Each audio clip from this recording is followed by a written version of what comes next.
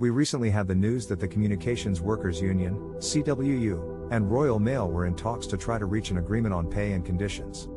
Unfortunately, the talks were unsuccessful and today the CWO is meeting to discuss their next steps. Royal Mail is majority owned by International Distribution Systems, IDS, and it has been reported that due to current conditions, Royal Mail could lose £400 million in 2021.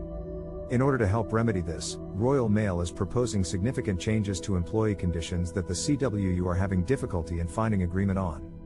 Science yesterday, 1 a.m. after several weeks of talks, it was announced that the two sides were unable to come to an agreement, leaving the prospect open for more industrial action and further disruption of the UK's letter and parcel deliveries. Royal Mail proposed to employees that if they accept the pay and conditions changes, the new employees would have their pay brought up to parity with longer serving staff over a 5-year period. However, the CWU are advocating for pay parity within the first 3 years.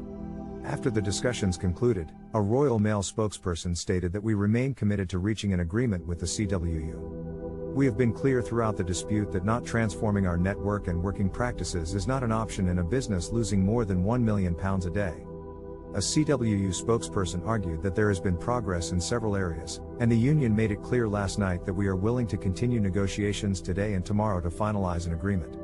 This offer has been reiterated to the company this morning.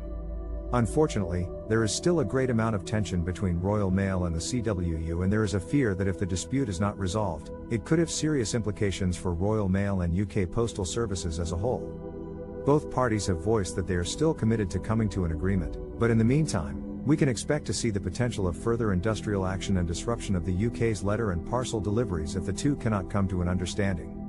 We will be sure to keep you updated on the situation as it develops, but in the meantime, if you rely on the UK Postal Service for delivery of your goods, then it would be wise to start planning ahead for any potential disruptions as this dispute continues.